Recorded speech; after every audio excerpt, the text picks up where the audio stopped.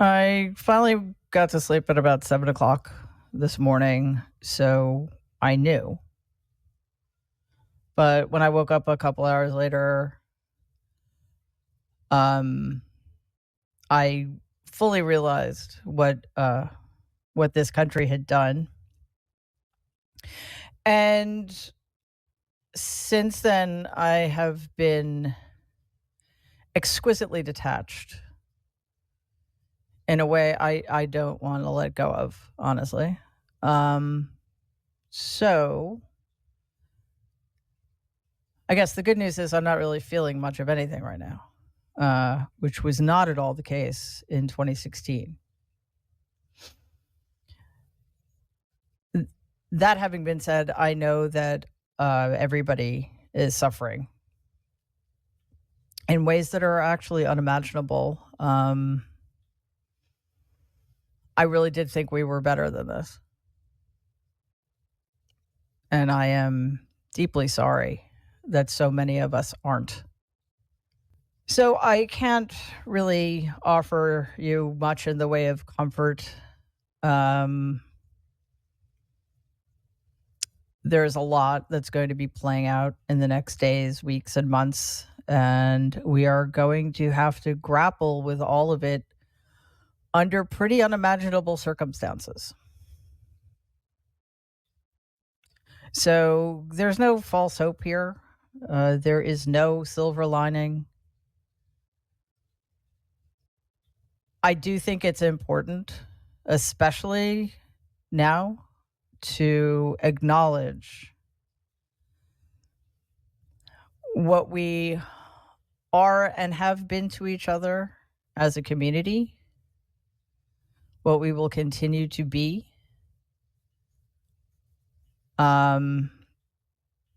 It is not nothing that we have this place and the knowledge that there's still a lot of work we can do. I also think, especially in what feels like one of the darkest moments I've lived through, especially given what we know is likely to happen in the years to come, that we did everything we could. I think we laid it all on the table, individually and collectively. We will have to examine why that wasn't enough.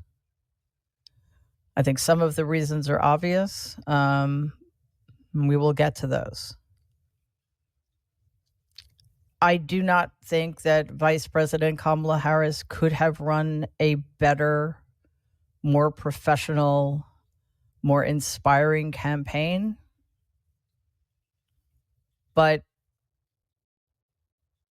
for many reasons rooted in our dark and desperate and unacknowledged history, too many people refused to buy into her message of hope and unity. Too many people want what Donald Trump has to offer them. It will not serve them well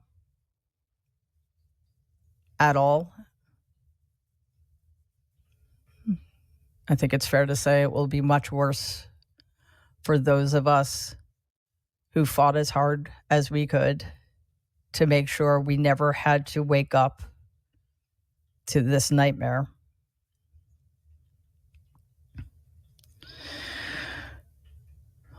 Also, despite being quite tired and despite the fact that I'm sort of dissociating a bit, I wanted to take a couple of minutes and reassure you about the only thing I can reassure you about.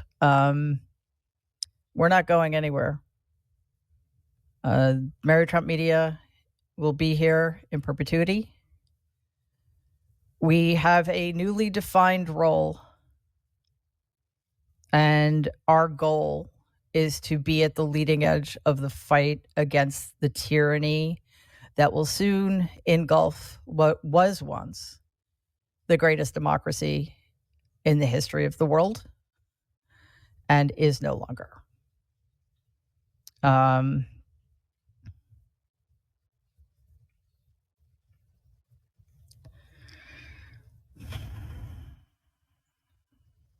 words really to convey how devastating it is to learn how many people place no value in what this country offered, who seem completely sanguine about the repercussions the rest of the world faces because of this violent, reckless decision that tens of millions of us made last night. My heart breaks for Ukraine. My heart breaks for our allies in what was the greatest alliance ever formed in the wake of World War II, when we defeated fascism. The irony is not lost on me that it is fascism that will take a wrecking ball to what we created together 75 years ago. The irony is not lost on me that the person chosen to lead the effort to destroy what so many people sacrificed their lives building is the most vicious, deviant, incapable, cruel person I've ever known. So yeah, we have our work cut out for us, and we know what we need to do. I think we've made it pretty clear in the last few months that one of the reasons we're here is due to the failures of so-called traditional legacy corporate media. Time and time again, when the American people needed clear, reasoned analysis of what was happening, we got horse race analysis, we got normalization, we got lied to. We will never lie to you. Our goal is to fill the void that has been left by people who have turned their back on their mission and their mandate and their responsibility to protecting and strengthening democracy. We are going to be doing that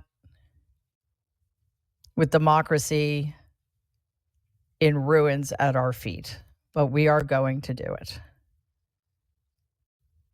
We couldn't do it without you.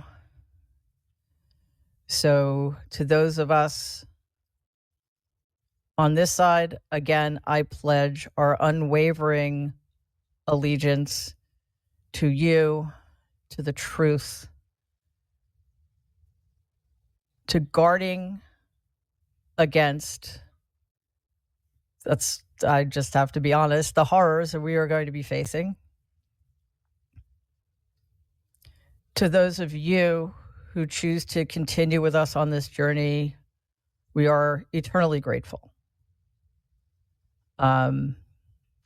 Thank you for being with us, for staying with us. And again, I promise we will do our best to find a way forward and find some hope in what is an abjectly dark and tragic time. Thank you.